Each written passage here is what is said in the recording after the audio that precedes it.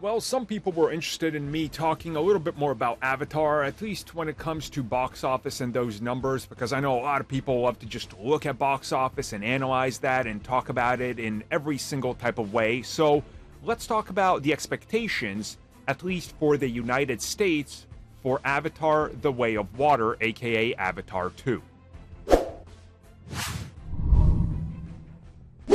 So the first long-range forecast for Avatar 2 was published recently by Variety, and according to their financial predictions, Avatar: The Way of Water is set to make around $649 million at the domestic box office. Now, this is just for the United States. Again, that's what domestic means.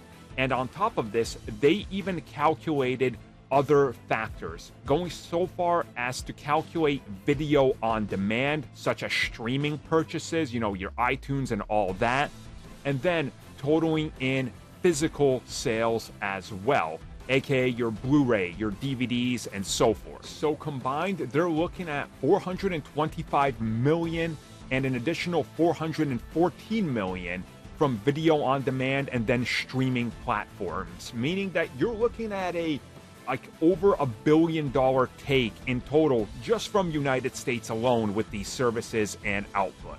Now again, there's nothing here in terms of overseas markets, and that's specifically because we still don't have a bigger picture of where it's going to release, the whole marketing strategy, the Disney Plus rollout, where you can stream it and all that. Again, that's all independently handled by other, subsidiaries of Disney internationally that they're not obviously plugged into.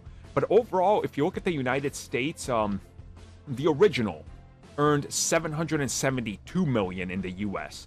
So coming in at 120-ish million or less isn't that bad, considering that overseas tends to be where Avatar absolutely demolished.